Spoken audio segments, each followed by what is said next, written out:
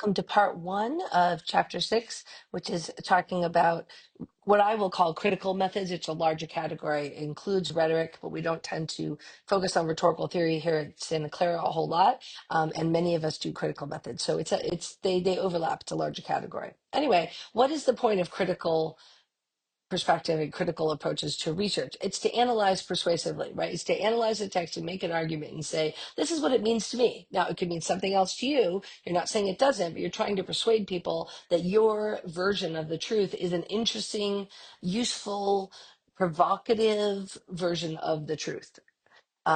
So critical methods answer the question, how does this particular symbolic action, i.e. an advertisement or a film, for example, construct social reality? What does it tell us about what it means, right? What reality is like?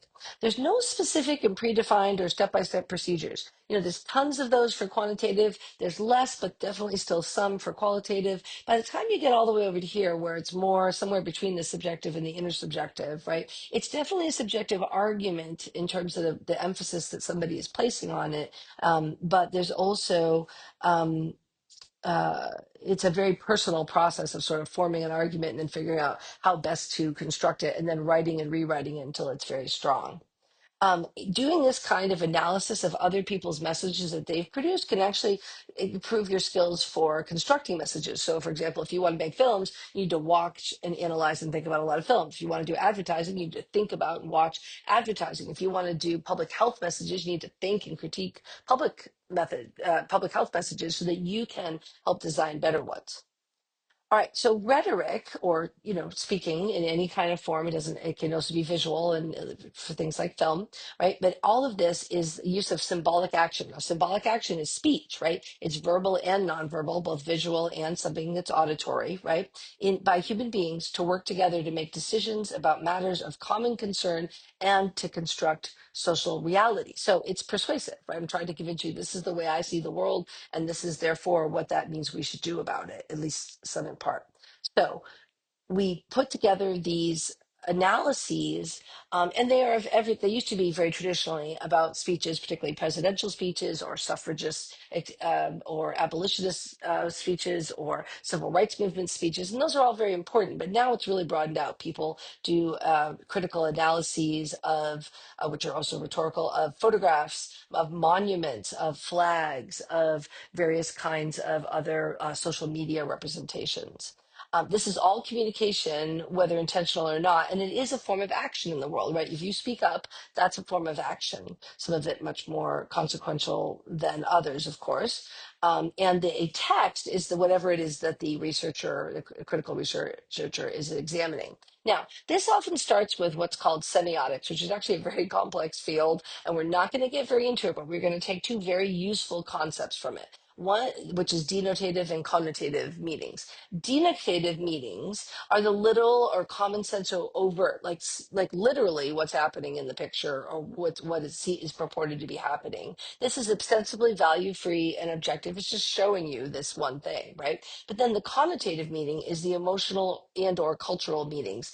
It's very context specific, right? Or usage specific. It has to do with specific colors. And it emerges when what they call the denotative meaning is not sufficient for, quote, complete communication, which is to say that there's a lot more going on than you can convey with just the actual words, because there is a lot of implied meaning or a lot of connoting of particular kinds of ideas. Here's a great example, right? Here's an ad featuring Taylor Swift, a very popular pop singer, and it says, "Stay extraordinary, Diet Coke," right? Entertain in style with Taylor Swift, and then there's a contest where you can try to win some prizes. Okay, so overtly it's saying, Diet Coke is a great product, and Taylor Swift uses it, likes it and ingests it, and that means it's a very good thing, right? But the connotative, there's a lot more going on here. This is a straight white woman, a very conventionally beautiful. She's very beautiful. I'm not knocking Taylor Swift for those of you who like her. I'm just saying this image that she presents, which has been highly airbrushed and highly stylized, right, emphasizes her body as a very thin, very attractive, very white woman, right? Pouring Diet Coke into champagne flutes, and champagne is a product that's associated with affluent people. You don't usually see poor people drinking cheap champagne. All the images that we see is of high society, of the Oscars parties and all that kind of stuff. Everybody's drinking champagne, right? When you're celebrating something, weddings often feature champagne. So if you're entertaining in style like Taylor Swift, clearly it's going to involve Diet Coke. And so there's a lot of emotional, cultural ideas about femininity, about entertaining, about why you should consume a product that doesn't have any sugar in it. It does have a bunch of other stuff. As a person who highly consumes this, I can say, right? There's a lot more going on that can be unpacked here than just a advertisement for a particular product. There's a lot of meaning associated in there. She's also wearing, by the way, a dress that matches the Diet Coke logo in the sense that the shade of red in her name, in case you didn't identify who she was, and the word Coke and her dress, all exactly the same red. Oh, and her sunglasses as well. So she's clearly quite stylish, right? So when we are looking at these things, who is the audience is part of the question, right? We know who made the ad, Diet Coke company, the Coke company, and Taylor Swift, right? But there's also an audience for this. The source shapes the message we got, again, from the Coke Corporation and probably some advertising company and Taylor Swift, right? And then different audiences are going to interpret this very differently. People who really love and emulate her are going to interpret differently than somebody who doesn't like her or who doesn't like her music. Men are very likely to interpret it differently than women. White people are likely to interpret it differently than people of color, right? Straight people and gay people may have different reads on it. Very poor people may have a very different idea about Taylor Swift than more affluent people, right? So there's a lot going on in there. Also, I think it's very age dependent. My mother does not know who Taylor Swift is, right? I know who she is, but don't really listen to a lot of her music. Many of you grew up with her, so it's different. Identification is the idea that we come to think that we have commonalities and to feel that we identify with certain products and certain people, right?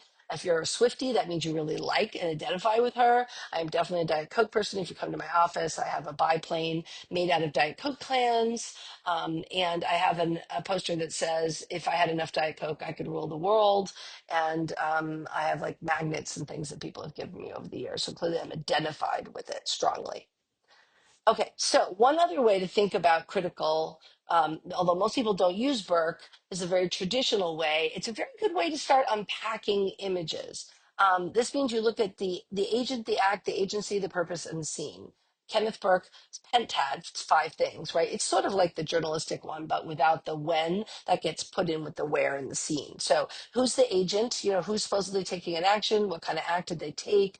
How did they take that act? What kind of power or ability do they need to have to do that? What is the purpose? What's the why, right? And then what is the scene? So in order to unpack the meanings in a text, you could take all of these views. Look at all these elements of the scene in order to start unpacking what's actually going on. So there's a set of videos which you can find just by putting into YouTube. Denise, Heaven's receptionist, I happen to find very funny. It's a woman using a very heavy kind of Queens accent, a very New York accent. And she is wearing a white bathrobe and a white towel around her hair, and she uses a pink razor with the cap on, but alongside of her face, as though it were one of those one of those phone that receptionists wear that has a phone receiver that goes around their ear and into their ear, and then has a microphone on it.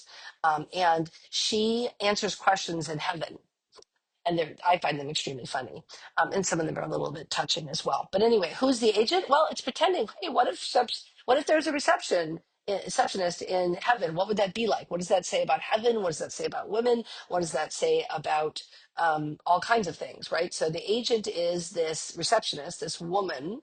Um, maybe a mixed race woman, maybe white, depending upon how her skin shows up. Maybe somebody who's used tanner, I'm not sure.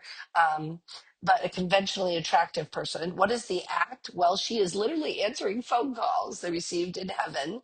How does she do that? Well, she has both a computer that she click clacks on, a lot, very loud keyboard, and she has a particular she has this headphone thing that she's talking into the phone with. What is the purpose? Why is there a receptionist? Well, we're imagining that heaven is a big, sort of busy organization that needs a receptionist to run it. And then what is the scene? The scene is heaven, and the scene is always all white. Right? And so, what the meaning is of this, right? Whether it's pro-religion, anti-religion, it sort of reifies the idea that heaven is real, but that it's also a little bit more like the our contemporary world than we might have thought. And so this is a way to unpack some of the meanings about religion, about gender, about potentially about race and class, about things intersecting, but also just about meanings behind what we imagine what the afterlife are and what that says about who we are. And you can make a compelling argument that these are very persuasive and good texts, that they are not good texts, that they are pro-religion, that they're anti-religion, right? And that would be your critical and fairly subjective, but with some intersubjectivity, focusing on ideas that circulate in culture, stereotypes, and sort of common knowledge ideas.